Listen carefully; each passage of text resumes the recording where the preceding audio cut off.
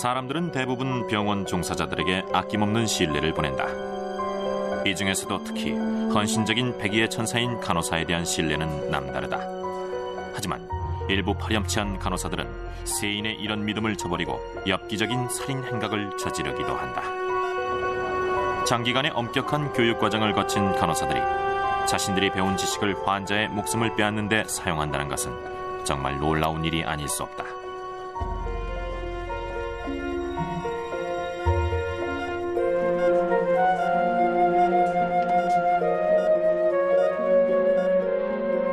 역사상 최고의 간호사는 백의의 천사로도 잘 알려진 플로렌스 나이팅게일이다. 1854년 나이팅게일은 32명의 간호사들을 이끌고 크림반도와 흑해를 둘러싸고 벌어진 크림 전쟁에 참전한다. 그녀가 터키 스쿠타리 야전병원의 간호 책임자가 된 후 놀라운 일이 벌어진다. 병사들의 사망률이 뚝 떨어진 것이다. 이로 인해 그녀는 일약 국민적 영웅으로 떠올랐고 영국의 근대적인 간호제도 탄생에도 크게 공헌한다. 이후 간호사들은 환자의 고통을 덜어주는 대표적인 존재로 인식되어 왔으며 이런 그들이 환자를 살해한다는 것은 상상할 수도 없는 일이었다. 이번 편에서는 병원 근무자들이 끔찍한 살인마로 돌변한 3건의 살인사건을 소개한다. 먼저 한 남자 간호사가 수많은 연로한 불치병 환자들을 살해한 사건을 소개하고 그 다음에는 역시 남자 간호사가 환자들의 청맥에 염화칼륨을 주사하는 방법으로 6명을 살해한 사건을 소개하며 마지막으로 영국 사회를 충격에 빠뜨린 한 여성 간호사의 유아 살인 행각을 소개한다. 1986년 2월부터 이듬해 4월까지 오하이오주 신시내티에 위치한 드레이크 메모리얼 병원에서 환자 23명이 원인 모를 병으로 사망한다.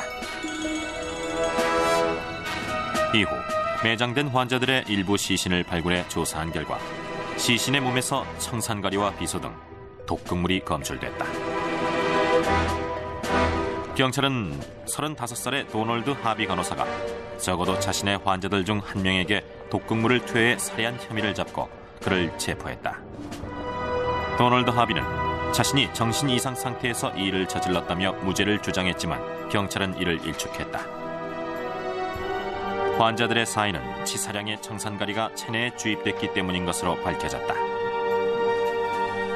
하비의 변호사 윌리엄 월렌에게도 이 사건은 쉽지 않았다. It's my understanding that there's a good chance the grand jury will make a report on Monday the 17th. And my anticipation is that if they do that, then there will be additional indictments returned against my client at that time. 그러자 하비는 갑자기 입장을 바꿔 자신이 적어도 환자 34명 이상을 살해했다고 자백했다. 하비의 살인 행각은 그가 드레이크 메모리얼 병원으로 오기 전 신시내티 베테랑스 병원 영안실에 근무하고 있을 때부터 시작됐다. 총기 소지와 절도 혐의로 1985년 7월 베테랑스 병원에서 해고된 하비는 이듬해 초 드레이크 메모리얼 병원에 취직한다. 1987년 8월 18일 하비는 자신이 살해한 수많은 환자들의 명단을 지나 신시내티 법정에 들어섰다. 그는 이 자리에서 24건의 살인과 4건의 살인미수 혐의를 인정했다. 법정은 정의를 원하는 희생자 가족들로 꽉 들어차 발 디딜 틈조차 없었다. 하비가 무표정한 모습으로 지켜보고 있는 가운데 아서 네이 검사가 정신과 의사의 소견서를 발표한다. Dr. Janai said that this individual is sane, he's competent, but he's a compulsive killer.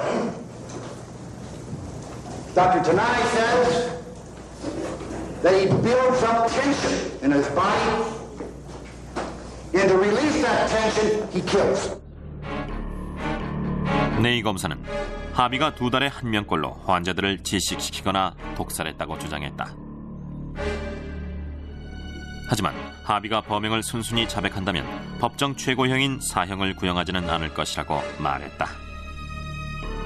I agree that if he give me a confession as to everything he did, I would then not seek the death penalty. 8월 22일 윌리엄 매튜스 판사는 하비에게 최소 60년, 24번의 종신형이란 중형을 선고했다. 하지만 하비에게 남편을 잃은 산드라 넬슨의 생각은 다르다. I mean, he's going to sit in prison for life or whatever, however long that is. You know? But he's alive and our loved ones are gone. 역시 남편을 잃은 이셀라 캔드릭의 말이다. The way Prosecutor Ney explained it, there is not a chance for him to be paroled under 60 years. And he would be, 95 then. 아버지를 잃은 플로라 영은 하비가 뉘우치는 기색을 전혀 보이지 않자 몹시 분노했다. On the board there are 28 people's names that have either died or he tried to kill him. I think it's more awesome to all of us and to him it's nothing. 하비는 변호사에게 자신이 지난 16년 동안 무려 54명을 살해했다고 털어놨다. 희생자는 대부분 장애가 있거나 불치병을 앓던 환자들이었다. The only reason he gave me was that he felt sorry for these people in the situation that they were in. 하비는 켄터키로 이송된 후 9건의 살인을 추가로 고백했다. 최종 재판 결과 그에게는 살인죄로 35번의 종신형과 기타 죄목으로 95년형이 선고됐다.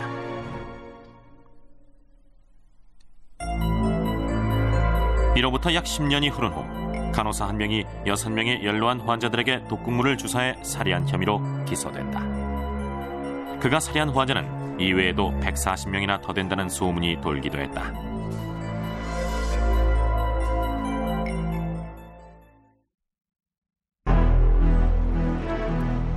(1997년 12월 29일) 36살의 오빌 린 메이저스 간호사가 환자 6명을 살해한 혐의로 인디애나주의 테러호트에서 체포됐다.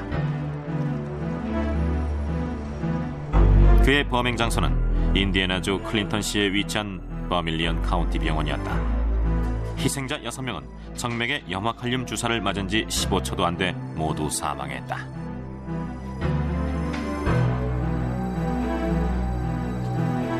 경찰은 이번 사건이 그가 저지른 범행의 극히 일부분이라고 생각했다.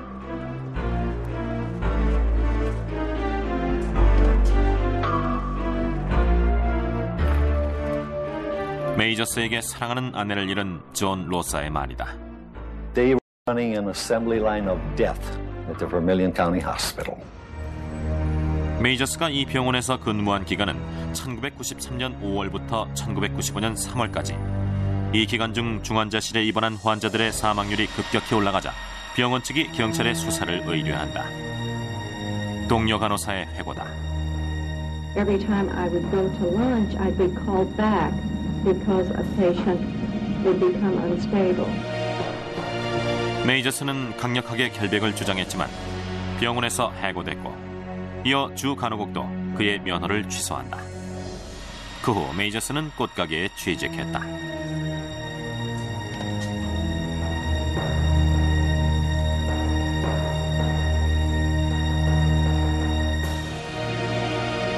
이후 2년 동안 경찰은 그가 살해한 것으로 여겨지는 시신 15구를 발굴했다.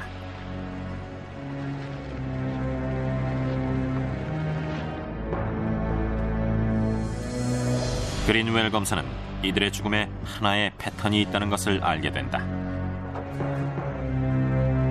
Our doctors have told us that they have seen some patterns, unusual patterns of death, unexpected types of death. 경찰은 늦은 밤 누군가가 환자들의 정맥 주사용 백에 탐지가 어려운 독극물을 주사해 범행을 저지른 것으로 결론졌다. 희생자 프레드 밀러의 아내는 그때의 충격을 잊지 못한다. He had been told that he was getting better and that he would be in intensive care for just a couple of days and he would be out and he would be on the road to recovery. 수사는 장장 2년 반을 끌었다. 700명의 목격자 탐문에다 수사비만도 $100만 넘게 들어간 것이다. 이 사건은 인디애나 경찰 사상 가장 길고도 가장 값비싼 사건으로 기록됐다.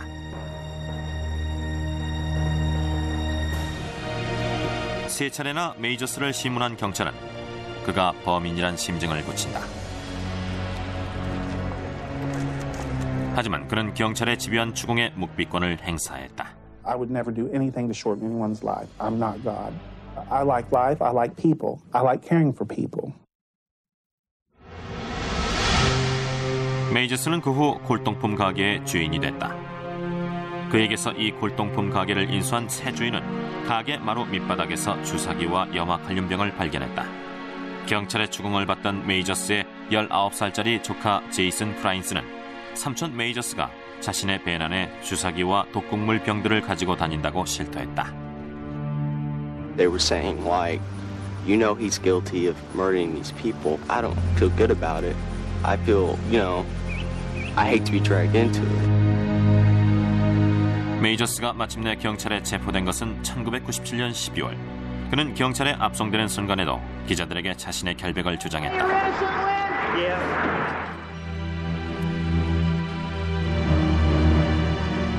메이저스의 처리 방향에 대한 존 로사의 생각은 확고하다. I want to see him put to death and get a taste of his own medicine. He deserves that.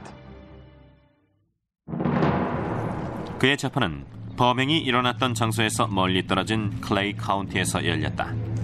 1999년 9월 7일 시작된 재판에서 그는 재차 자신의 무죄를 주장했다. 기소장에 적힌 메이저스의 혐의는 6건의 살인에 불과했지만 사람들은 그가 이보다 훨씬 많은 사람들을 죽였을 거라고 생각했다. 메이저스는 진술을 통해 환자들로부터 자신을 죽여달라는 부탁을 받았고 그 자신도 환자들의 고통을 덜어주고 싶었다고 말했다.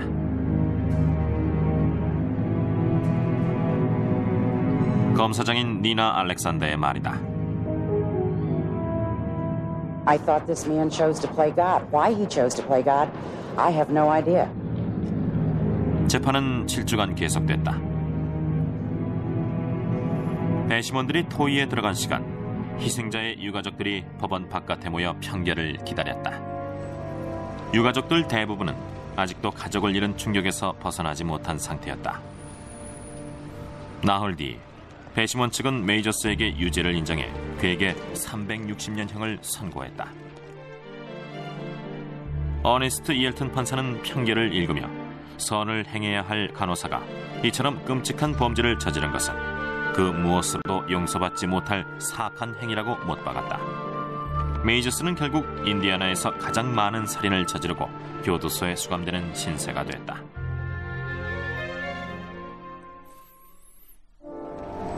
이보다 6년 앞서 잉글랜드에서는 한 간호사가 유아를 상대로 연쇄살인을 저지른 혐의로 법의 심판을 받게 됐다. 그녀가 저지른 범죄의 충격은 아직까지도 가시지 않고 있다.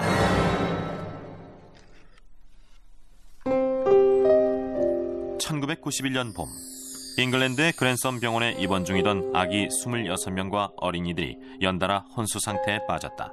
그때까지만 해도 원인은 갑작스런 심장 발작과 만성 호흡기 질환으로만 알려졌다. 의료진의 필사적인 노력에도 불구하고 이들 중 4시 그만 목숨을 잃고 만다. 아무도 예상치 못한 참사에 병원은 큰 충격에 빠졌다. 조사 결과 아이들의 죽음은 결코 단순한 사고가 아니었다. 냉혹한 킬러가 수아병동에 출몰하고 있었던 것으로 밝혀진 것이다.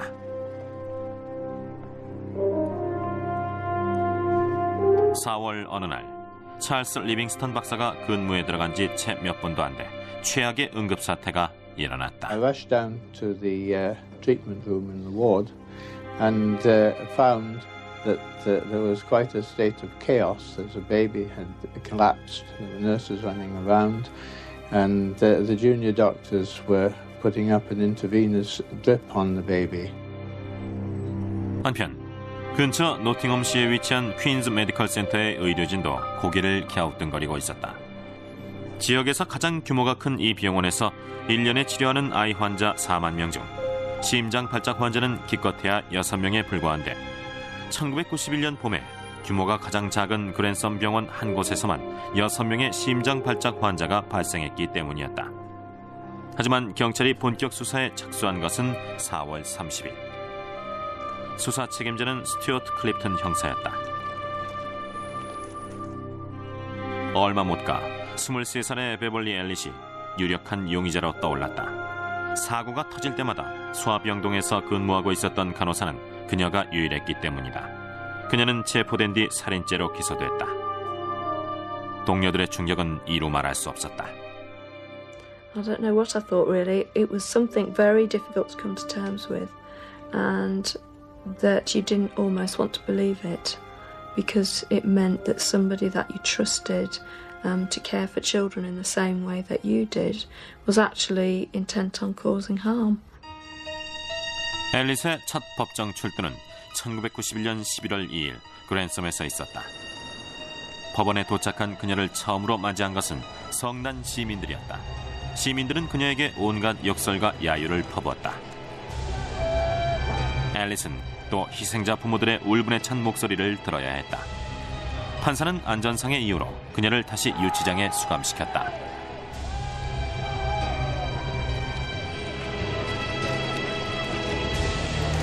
그나마 유가족들에게 한가닥 위로가 된 것은 냉혹한 살인마가 엄정한 법의 심판을 받게 됐다는 사실이다.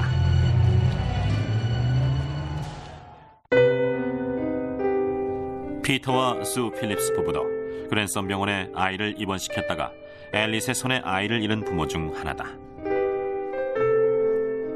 필립스 부부는 심지어 앨리스에게 자신들의 쌍둥이 딸의 대모가 되달라고 부탁하기도 했다. 수 필립스는 경찰로부터 딸을 죽인 범인이 앨리스란 말을 들었을 때의 충격을 아직도 잊지 못한다. I just couldn't believe it, and they actually had to sit down and explain to me why they knew it was her, and I could see why. You know, it just added up in the end, but it's just she didn't look that sort of person or act it even. 앨리스의 첫 재판은 우여곡절 끝에 1993년 2월 15일 노팅엄 형사재판소에서 열렸다. 수감 중 그녀는 체중이 많이 빠져 있었다.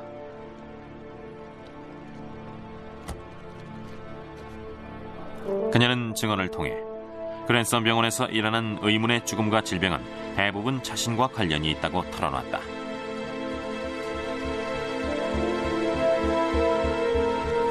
(2개월에) 걸친 재판이 끝난 뒤 앨리스는 4건의 살인과 9건의 신체 위해 사건의 유죄 판결을 받았다. 하지만 거식증을 앓던 앨리스이 실제 재판에 참석한 것은 불과 며칠 되지 않았다. 당시 정신병원에 입원 중이던 앨리스는 뮌하우젠 증후군을 앓고 있었고 툭하면 신체 자해도 벌여 병원 관계자들을 긴장시켰다. 5월 25일 앨리스에게 마침내 13번의 종신형이 선고됐다.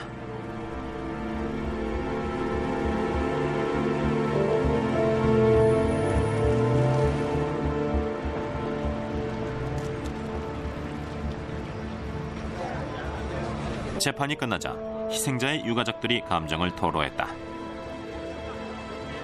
I got one thing to say from me personally. That is, she sent us through hell, and I hope she goes there and stops there. One thing to say, and that's I want to know how she got the job in the first place. She should never have worked in that hospital. Never.